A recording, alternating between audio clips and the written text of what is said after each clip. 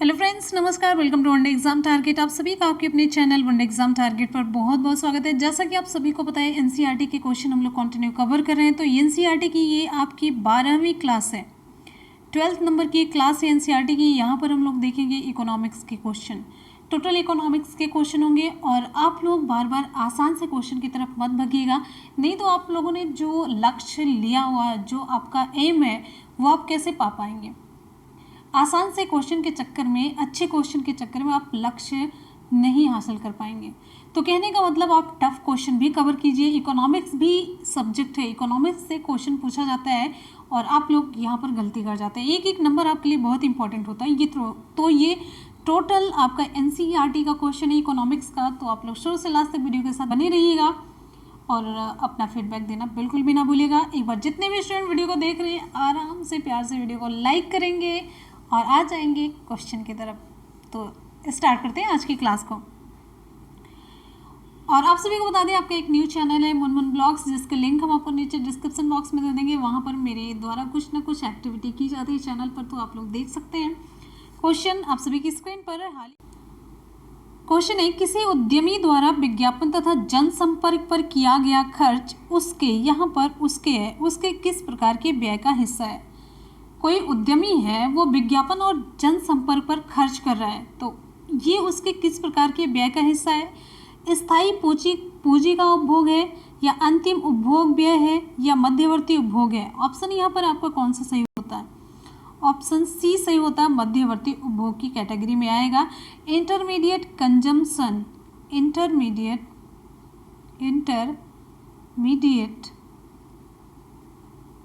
Consumption, ठीक है।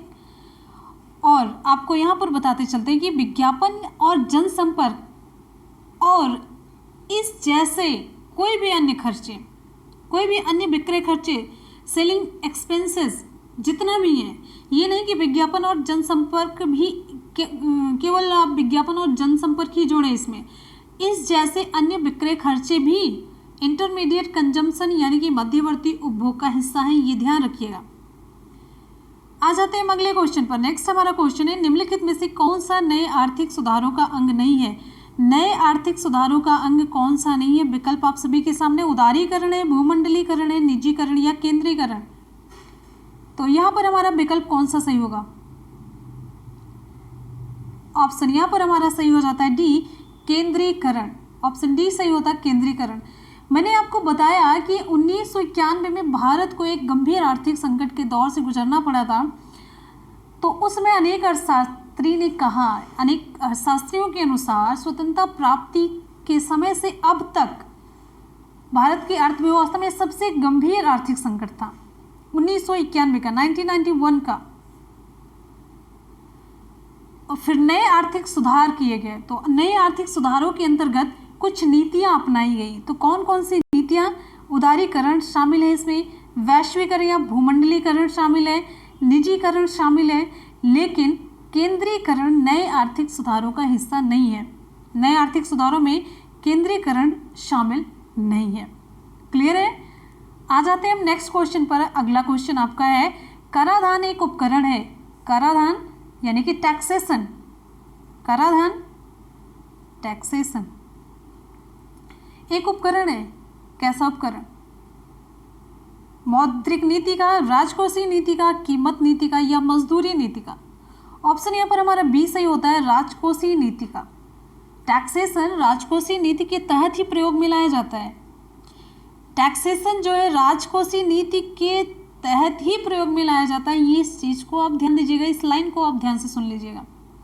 Economics में राजकोषीय नीति अर्थव्यवस्था को प्रभावित करने के लिए सरकारी व्यय और जो संग्रहित राजस्व का उपयोग है, ठीक है, राजकोषीय नीति। आ जाते हैं हम अगले क्वेश्चन पर। नेक्स्ट हमारा क्वेश्चन है, मुद्रा के अवमूल्यन का परिणाम होता है। मुद्रा के अवमूल्यन का रिजल्ट क्या होता है। अवमूल्यन डिवैल्यूएशन, मुद्रा का अवमूल्यन, devaluation of currency, devaluation of currency, devaluation of currency, इसका रिजल्ट क्या होता है। विकल्प आप सभी के सामने, आपको थोड़ा सा टाइम देते हैं, आप लोग जल्दी जल्दी से कमेंट करिए, जल्दी जल्दी से रिप्लाई करिए। आप में एनर्जी की इतनी कमी क्यों रहती है? आपको हमेशा मोटिवेट करने वाला अगर नहीं मिले तो आप ऐसे ही इनएक्टिव फॉर्म में रहेंगे। खुद से अपने अंदर की एक ऊर्जा जो आग है उसको जगाइए, उसको निखारिए, उसको बाहर निकालिए, ठीक है। ऑप्शन यहाँ पर हमारा ए सही हो जाता है, निर्यात में वृद्धि और भुगतान संतुलन में सुधार। डिवैल्यूएशन ऑफ करेंसी के फलस्वरूप निर्यात में वृद्धि और भुगतान संतुलन यानी कि बैलेंस ऑफ पेमेंट्स में सुधार होता है। जब मुद्रा का अवमूल्यन होता है, डिवैल्यूएशन ऑफ करेंसी, तो उसके रिजल्ट में होता है कि निर्यात में वृद्धि होती है। जाहिर सी बात है, जब मुद्रा का अवमूल्यन होगा तो निर्यात में वृद्धि होगी और भुगतान संतुलन यानी कि बैलेंस ऑफ पेमेंट्स में सुधार होता है। ऑप्शन आपका ए सही होगा। ध्यान दीजिएगा, ये बहुत ही इंपॉर्टेंट क्वेश्चन होता है इकोनॉमिक्स का, ऐसे क्वेश्चन खूब पूछे जाते हैं। आ जाते हैं अगले क्वेश्चन पर। नेक्स्ट आपका क्वेश्चन, ये क्वेश्चन जितने भी हमने इकोनॉमिक्स के लिए आपको एक फैक्ट और बताते हैं, ये सभी एग्जाम में पूछे गए हैं। ये क्वेश्चन देखिए इंपॉर्टेंट है, ये बहुत कई एग्जाम में पूछा गया, डिफरेंट एग्जाम में पूछा गया। सामूहिक खपत से क्या मतलब है? ये क्वेश्चन मैंने करवाया भी आपको। घरेलू खपत या व्यक्तिगत खपत, स्वखपत या देश के नागरिक द्वारा की गई खपत। सामूहिक खपत का मतलब है, ऑप्शन यहाँ पर आपका डी सही हो जाता है, देश के नागरिक द्वारा की गई खपत। सामूहिक खपत से मतलब है ऐसी खपत से जो बड़े पैमाने पर उत्पादित की जाती है और उपभोग की जाती है, जिसका बड़े पैमाने पर उत्पादन भी हो और उपभोग भी हो, प्रोड्यूस भी की जाए और यूज भी की जाए। यानी कि ऐसी वस्तुएं जिनका उत्पादन और उपभोग लोग बड़े पैमाने पर एक साथ कर सके, बड़े पैमाने पर तो करें लेकिन एक साथ कर सकें, ये सामूहिक खपत कहलाती है। जैसे सड़क बन रही है, पुल है, कोई स्वास्थ्य सुविधा है, सार्वजनिक यातायात है, तो सभी लोग इसका उपयोग करते हैं। पुस्तकालय हुआ, स्कूल हुआ, तो ये सारी चीज़ें आप देख रहे हैं कि मतलब सामूहिक रूप से सभी इसका उपयोग कर रहे हैं। ये उत्पादित की जाती है तो सभी लोग सामूहिक रूप से इसका उपयोग करते हैं, पर्सनल किसी के लिए नहीं है।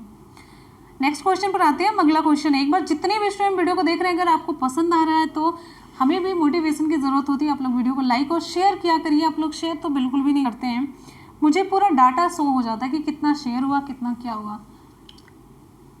तो क्वेश्चन आप सभी की स्क्रीन पर है, वास्तविक सकल घरेलू उत्पाद को मापा जाता है। बहुत ही इंपॉर्टेंट क्वेश्चन है। वास्तविक सकल घरेलू उत्पाद को मापा जाता है, वर्तमान दामों पर मापते हैं या स्थिर दामों पर या औसत दामों पर या पश्चात समीकृत दामों पर मापते हैं? तो जो वास्तविक सकल घरेलू उत्पाद है, इसे ऑप्शन आपका बी सही हो जाता है, स्थिर दामों पर मापा जाता है। जब जीडीपी की वर्तमान कीमतों के आधार पर गणना की जाती है तो उसे वर्तमान कीमतें या मुद्रा रूप जीडीपी कहते हैं। और दूसरी तरफ अगर जब जीडीपी की गणना एक दिए हुए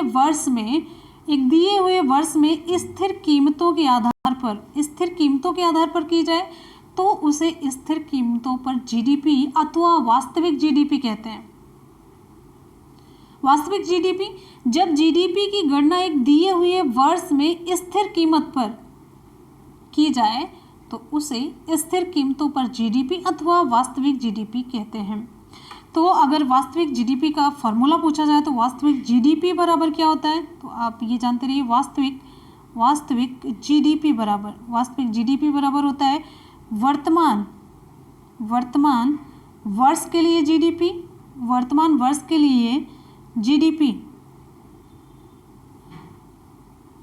अब फिर यहाँ पर मल्टीप्लाई आप करेंगे आधार वर्ष, वर्तमान वर्ष के लिए जीडीपी मल्टीप्लाइड बाई आधार वर्ष, फिर पूरे का यहाँ पर टोटल का आप भाग करेंगे वर्तमान वर्ष सूचक में। यानी कि वर्तमान वर्ष के लिए जीडीपी, यहाँ पर लिखिए वर्तमान वर्ष के लिए जीडीपी मल्टीप्लाइड बाई आधार वर्ष, पूरे का बटा आप करेंगे वर्तमान वर्ष सूचक। ठीक, ये इसका फॉर्मूला है वास्तविक जीडीपी का। ऑप्शन यहाँ पर आपका बी सही हो जाता है, स्थिर दामों पर वास्तविक सकल घरेलू उत्पाद, यानी कि वास्तविक सकल घरेलू उत्पाद वास्तविक जीडीपी ठीक है।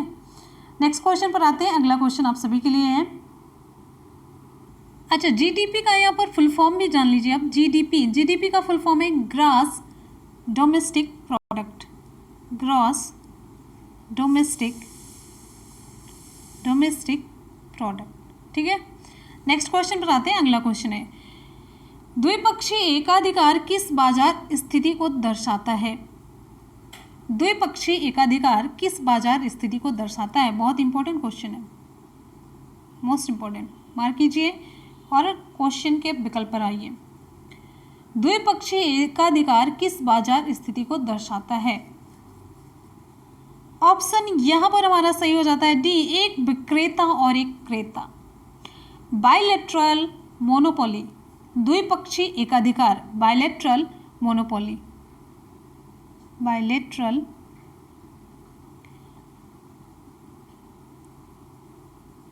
हम इसलिए इंग्लिश के टर्म्स लिख देते हैं। कभी कभी आपके एग्जाम में क्वेश्चन इंग्लिश के टर्म्स से पूछा जाए तो आप लोग कंफ्यूज मत होइएगा। तो द्विपक्षीय एकाधिकार, बायलैटरल मोनोपोली एक बाजार स्थिति है, बाजार की एक स्थिति है जिसमें विक्रेता और क्रेता दोनों होते हैं। विक्रेता बेचने वाला और खरीदने वाला दोनों होता है, ठीक है। एक विक्रेता और एक क्रेता। ऑप्शन आपका डी सही हो जाता है। अगले क्वेश्चन पर आएंगे। नेक्स्ट है, देखिए जब आप टर्म समझे रहते हैं तो फिर यहाँ पर आप विकल्प भी चूज करने में आसानी होती है, लेकिन जब आप टर्म नहीं समझे रहते तो फिर वो लगता है कि बड़े टिपिकल सा है, क्या है, तो गेस तक आप नहीं पहुँच पाते हैं। अगला हमारा क्वेश्चन है, वैश्वीकरण का अर्थ क्या है?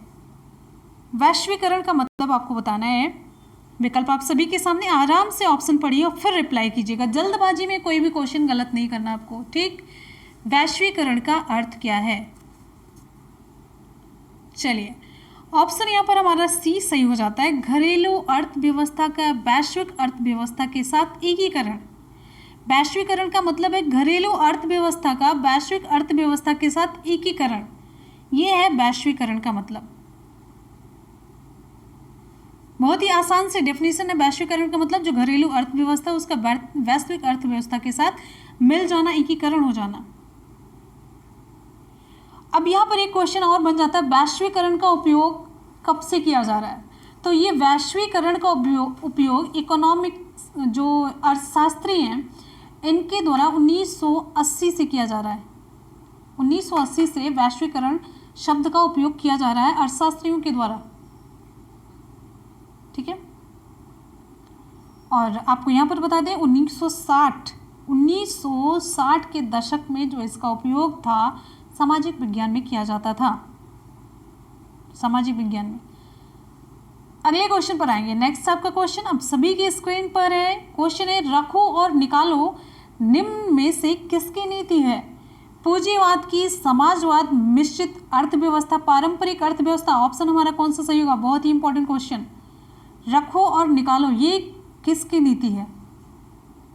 Hire and fire, hire and fire, ये है रखो और निकालो। हायर एंड फायर ये किसकी नीति है?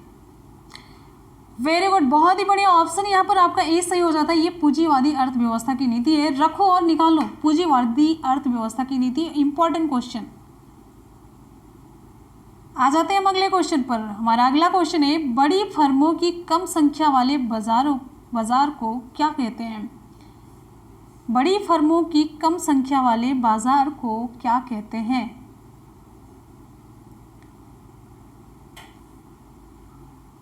द्विअधिकार, प्रतिस्पर्धा, अल्पाधिकार या एकाधिकार। विकल्प यहाँ पर हमारा सही हो जाता है सी, अल्पाधिकार। बड़ी फर्मों की कम संख्या वाले बाजार को अल्पाधिकार, ओलिगोपोली कहते हैं, ओलिगोपोली कहते हैं, ठीक। ये द्विअधिकार, डियोपोली, ये अल्पाधिकार की विशेष स्थिति है जिसमें दो फर्म शामिल होते हैं। डियोपोली में दो फर्म शामिल होते हैं।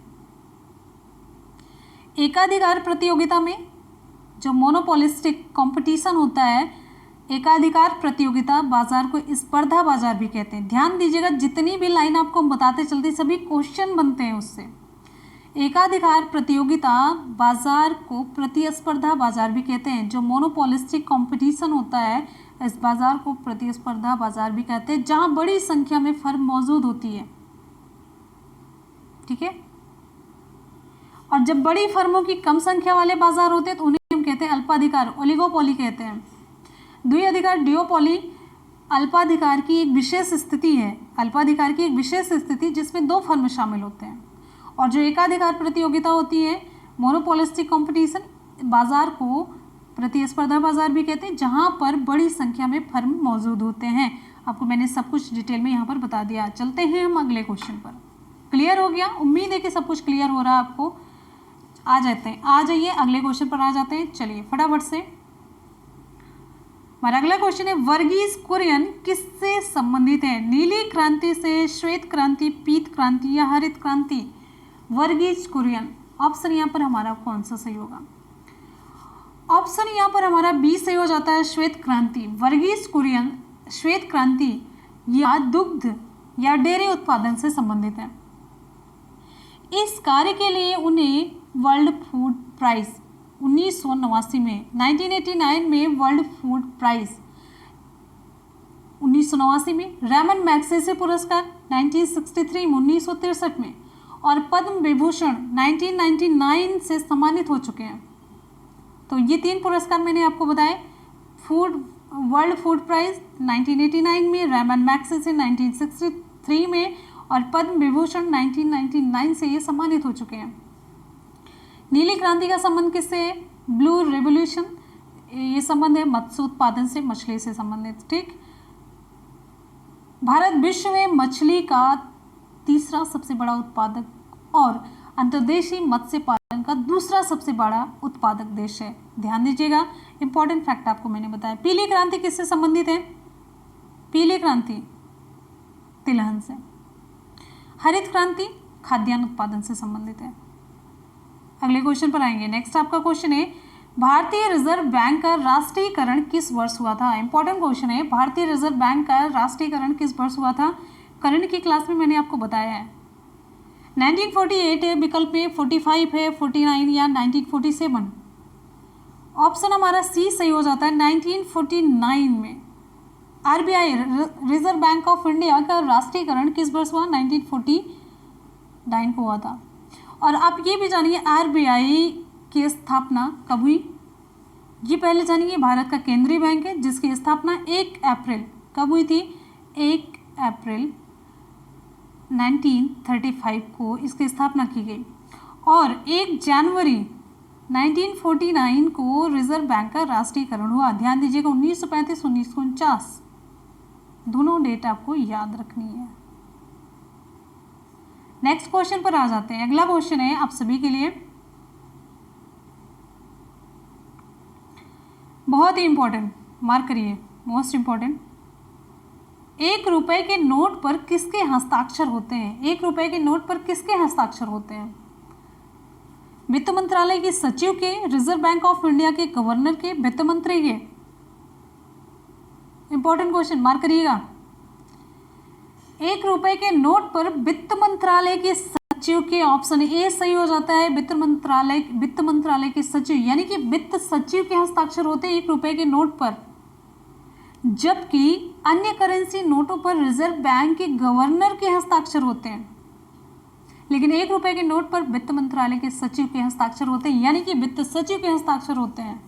ऑप्शन आपका ये सही हो जाता है यहाँ पर। चलते हैं नेक्स्ट क्वेश्चन पर। अगला क्वेश्चन आप सभी के लिए, हमारा अगला बहुत ही इंपॉर्टेंट क्वेश्चन है, निम्नलिखित कथनों में से कौन एक कथन इंदिरा आवास योजना के बारे में सही नहीं है? तो आपको इंदिरा आवास योजना के बारे में जानना चाहिए।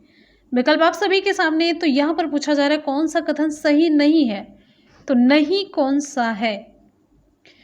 इसे वर्ष 1985-86 में शुरू किया गया था इंदिरा आवास योजना, बिल्कुल करेक्ट है। दूसरे ऑप्शन पर आते हैं, वर्तमान में यह भारत निर्माण कार्यक्रम का हिस्सा है, ये भी ऑप्शन सही है आपका। इसमें न्यूनतम 60% फंड को अनुसूचित जाति और टीएसएस के घरों के निर्माण के लिए प्रयुक्त किया जाता है, बिल्कुल सही बात है। ऑप्शन यहाँ पर आपका डी सही हो जाता है कि जो इस योजना के अंतर्गत ये नहीं है, यानी कि इसका जो वित्तीय बोझ है 50-50 के रेशियो के अनुपात में राज्यों द्वारा साझा किया जाता है, ये ऑप्शन आपका सही नहीं है। ऑप्शन डी यहाँ पर आपका करेक्ट आंसर होता है। अगले क्वेश्चन पर चलेंगे। अगला क्वेश्चन आपका है, हमारा अगला क्वेश्चन है, निम्न में से किस पर छठी पंचवर्षीय योजना में विशेष बल दिया गया था? शिक्षा पर, तकनीक पर, या गरीबी निवारण या रोजगार सृजन पर? इनमें से कोई नहीं। तो विकल्प यहाँ पर हमारा सी सही हो जाता है। गरीबी निवारण और रोजगार सृजन पर छठी पंचवर्षीय योजना में विशेष बल दिया गया था। यहाँ पर हम डिटेल में देख लेते हैं इंपॉर्टेंट पॉइंट। आपका सी ऑप्शन सही होता है। गरीबी निवारण और रोजगार सृजन पर छठी पंचवर्षीय योजना में विशेष बल दिया गया था। तो यहाँ पर देखिए, देश के जारी की गई छठी पंचवर्षीय योजना में देश में गरीबी निवारण और रोजगार सृजन पर विशेष बल दिया गया था। इंपॉर्टेंट पॉइंट आपका है ये। और इस योजना की अवधि कितनी थी? इंपॉर्टेंट दूसरा पॉइंट, 1980 से 85 तक इंदिरा गांधी की अध्यक्षता में ये योजना शुरू की गई थी। ध्यान दीजिएगा, 1980 से 85 तक। और वर्ष 2019 में एनडीए सरकार ने भारत में पंचवर्षीय योजनाओं को बनाना बंद कर दिया था। 2019 में, ध्यान दीजिएगा, एनडीए सरकार के द्वारा। ये भी इंपॉर्टेंट पॉइंट आपका बनता है एग्जाम के लिए। अगले क्वेश्चन पर आ जाते हैं। नेक्स्ट हमारा क्वेश्चन है आप सभी के लिए। क्वेश्चन है, इनमें से किस वर्ष नेशनल इलेक्ट्रॉनिक फंड्स ट्रांसफर की शुरुआत की गई? इनमें से किस वर्ष नेशनल इलेक्ट्रॉनिक फंड्स ट्रांसफर की शुरुआत की गई?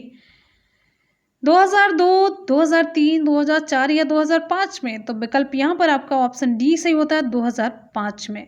आ जाते हैं, इसे डिटेल में देख लेते हैं। 2005 अक्टूबर 2005 national electronic funds transfer NEFT की शुरुआत अक्टूबर 2005 को ही।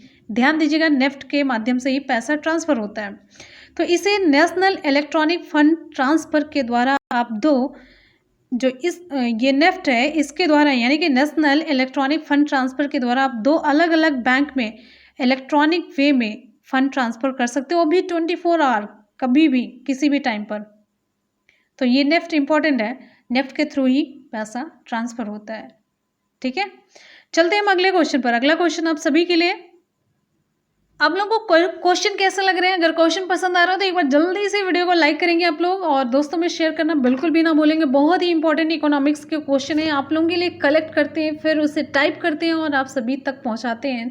तो बहुत ही, अगर आप लोग समझ सकते हैं, थोड़ा सा मेहनत भी लगती है। अगर आपको मेहनत पसंद आती है तो वीडियो को आप लाइक और शेयर ज़रूर किया करिए अपने दोस्तों में, लोगों में। कभी ये मत सोचा करिए कि हम शेयर कर देंगे वो भी पढ़ लेंगे तो ऐसे हो जाएगा। एक लगन चाहिए पढ़ने के लिए, ऐसा नहीं। कंपटीशन आप हेल्दी करिए। अगर आप कंपटीशन की तरफ नहीं बढ़ेंगे तो फिर आप आगे कैसे बढ़ेंगे? वो भी पढ़े, वो आप भी पढ़ें, लेकिन उसमें से भी आप आगे निकल जाएं, यही हेल्दी कंपटीशन होता है, और तभी आदमी सक्सेसफुल बनता है। ठीक, हमारा अगला क्वेश्चन है, 8वीं पंचवर्षीय योजना का मूलभूत या मुख्य उद्देश्य क्या था? इंपॉर्टेंट क्वेश्चन है। 8वीं, यहाँ पर हम बात करें 8वीं पंचवर्षीय योजना की, तो 8वीं पंचवर्षीय योजना का जो मुख्य उद्देश्य था वो क्या था? ऑप्शन यहाँ पर हमारा कौन सा सही होगा? शिक्षा का विकास, तकनीक का विकास, मानव संसाधन विकास। ऑप्शन कौन सा सही होगा? तो यहाँ पर हमारा ऑप्शन सही हो जाता है सी, मानव संसाधन विकास। ध्यान दीजिएगा, इंपॉर्टेंट क्वेश्चन। तो यहाँ पर देखिए डिटेल में कुछ पॉइंट है आपके लिए। मानव संसाधन विकास 8वीं पंचवर्षीय योजना का मुख्य उद्देश्य था। ये योजना 1992 से 97 तक चली थी। इस योजना को आर्थिक विकास के संदर्भ में राव मनमोहन मॉडल के रूप में जाना जाता है। इस योजना में उद्योगों के आधुनिकीकरण की प्रक्रिया में आर्थिक जोर दिया गया था। तो इंपॉर्टेंट क्वेश्चन यहाँ से बन जाता है। जितने भी लाइन आप लोगों ने देखा सभी पे इंपॉर्टेंट क्वेश्चन बनता है। आ जाते हैं हम अगले क्वेश्चन पर। नेक्स्ट हमारा क्वेश्चन बहुत ही इंपॉर्टेंट क्वेश्चन है। सांसद आदर्श ग्राम योजना की शुरुआत किसके जन्म दिवस पर की गई थी? मोस्ट इंपॉर्टेंट क्वेश्चन है। सांसद आदर्श ग्राम योजना की शुरुआत किसके जन्म दिवस पर की गई थी? वल्लभ भाई पटेल, दीनदयाल उपाध्याय, महात्मा गांधी या जयप्रकाश नारायण? ऑप्शन यहाँ पर हमारा डी सही हो जाता है, जयप्रकाश नारायण। ऑप्शन डी सही होता है। नेक्स्ट क्वेश्चन पर आते हैं। क्वेश्चन है, निम्नलिखित में से किन 2 कार्यक्रमों का मनरेगा में विलय हुआ? बहुत इंपॉर्टेंट क्वेश्चन, आपको हम बता चुके हैं मनरेगा के तहत किन 2 कार्यक्रमों का विलय हुआ? ऑप्शन आपका कौन सा सही होगा? आप आराम से विकल्प पढ़ लीजिए, बहुत ही क्लियर आपको समझ में आ जाएगा। यहां पर हमारा ऑप्शन सही हो जाता है ए, SGRY और NFFWP,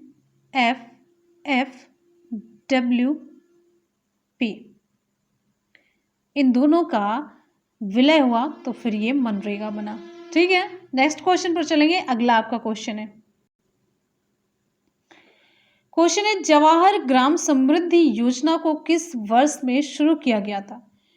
1999, 2001, 1996 या 95? विकल्प हमारा कौन सा सही होगा? जवाहर ग्राम समृद्धि योजना। विकल्प यहाँ पर हमारा बी सही हो जाता है, 2001 में। ऑप्शन बी सही होता है। 2001 में जवाहर ग्राम समृद्धि योजना का शुभारंभ हुआ। तो आज के यहाँ पर इकोनॉमिक्स के क्वेश्चन हो जाते हैं, कंप्लीट कर लेते हैं एक बार जल्दी से सुपरफास्ट रिवीजन। क्वेश्चन है, किसी उद्यमी द्वारा विज्ञापन तथा जनसंपर्क पर किया गया खर्च उसके किस प्रकार के व्यय का हिस्सा है? ऑप्शन यहाँ पर हमारा सही हो जाता है सी, मध्यवर्ती उपभोग। नेक्स्ट है, निम्नलिखित में से कौन सा नए आर्थिक सुधारों का अंग नहीं है? ऑप्शन डी सही होता है केंद्रीकरण। हमारा अगला क्वेश्चन है, कराधान एक उपकरण है? ऑप्शन बी सही होता है राजकोषीय नीति का। अगला क्वेश्चन है, मुद्रा के अवमूलन का परिणाम क्या होता है? मुद्रा का अवमूलन जब होता है तो निर्यात में वृद्धि और भुगतान संतुलन में सुधार होता है। विकल्प आपका ए सही होता है। हमारा नेक्स्ट क्वेश्चन है, आप सभी की स्क्रीन पर है, सामूहिक खपत से क्या मतलब है? सामूहिक खपत से तात्पर्य है ऑप्शन डी, देश के नागरिक द्वारा की गई खपत। विकल्प डी सही होता है। क्वेश्चन है, वास्तविक सकल घरेलू उत्पाद को मापा जाता है? ऑप्शन बी सही होता है स्थिर दामों पर। नेक्स्ट है, द्विपक्षीय एकाधिकार किस बाजार स्थिति को दर्शाता है? ऑप्शन डी, एक विक्रेता और एक क्रेता। क्वेश्चन है, वैश्वीकरण का अर्थ क्या है? वैश्वीकरण ऑप्शन सी सही होता है घरेलू अर्थव्यवस्था का वैश्विक अर्थव्यवस्था के साथ एकीकरण। ऑप्शन सी करेक्ट ऑप्शन है। क्वेश्चन है, रखो और निकालो निम्न में से किसकी नीति है? ऑप्शन ए, पूंजीवाद की। नेक्स्ट हमारा क्वेश्चन है, बड़ी फर्मों की कम संख्या वाले बाजार को क्या कहते हैं? ऑप्शन सी, अल्पाधिकार। अगला क्वेश्चन है, वर्गीज कुरियन किससे संबंधित हैं? ऑप्शन यहां पर हमारा सही हो जाता है बी, श्वेत क्रांति से संबंधित है। नेक्स्ट हमारा क्वेश्चन, भारतीय रिजर्व बैंक का राष्ट्रीयकरण किस वर्ष हुआ? राष्ट्रीयकरण की बात हो रही है। ऑप्शन यहां पर हमारा कौन सा सही होगा? ऑप्शन सही हो जाता है सी, 1949, 1949। नेक्स्ट क्वेश्चन, और स्थापना 1935 को ध्यान रखना है। क्वेश्चन, 1 रुपए के नोट पर किसके हस्ताक्षर होते हैं? 1 रुपए के नोट पर किसकी साइन हुई होती है? तो विकल्प यहां पर हमारा सही हो जाता है वित्त मंत्रालय के सचिव के। ऑप्शन ए सही होता है। नेक्स्ट क्वेश्चन है, सांसद आदर्श ग्राम योजना की शुरुआत किसके जन्मदिन पर की गई थी? विकल्प यहां पर हमारा डी सही होता है जयप्रकाश नारायण। नेक्स्ट है, निम्नलिखित में से किन 2 कार्यक्रमों का मनरेगा में विलय हुआ? ऑप्शन ए सही होता है। नेक्स्ट हमारा क्वेश्चन, जवाहर ग्राम समृद्धि योजना को कब शुरू किया गया? ऑप्शन बी, 2001 में। हमारा अगला क्वेश्चन आप सभी के लिए, निम्नलिखित कथनों में से कौन एक इंदिरा आवास योजना के बारे में सही नहीं है? पूछा जा रहा है कि इंदिरा आवास योजना के बारे में कौन सा कथन सही नहीं है? Option D. अगले क्वेश्चन पर आएंगे। नेक्स्ट आपका क्वेश्चन है, निम्न में से किस पर छठी पंचवर्षीय योजना में विशेष बल दिया गया था? तो यहाँ पर हमारा विकल्प सी से होता है गरीबी निवारण और रोजगार सृजन। ऑप्शन सी, गरीबी निवारण और रोजगार सृजन पर छठी पंचवर्षीय योजना में विशेष बल दिया गया था। नेक्स्ट क्वेश्चन है, इनमें से किस वर्ष national electronic funds transfer NEFT की शुरुआत की गई थी? नेफ्ट की शुरुआत ऑप्शन डी सही होता है 2005 में। हमारा अगला क्वेश्चन है, यहाँ पर डिटेल में आप लोगों ने देख लिया है। अगला क्वेश्चन ये क्वेश्चन आप लोगों ने देख ही लिया। निम्न में से किस पर छठी पंचवर्षीय योजना में विशेष बल दिया गया? ऑप्शन यहाँ पर सी सही होता है, गरीबी निवारण और रोजगार सृजन।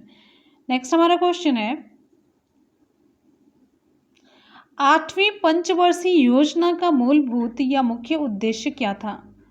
तो 8वीं पंचवर्षीय योजना का मूलभूत या मुख्य उद्देश्य जिसे आप कहेंगे तो विकल्प आपका यहाँ पर सी सही हो जाता है, मानव संसाधन विकास।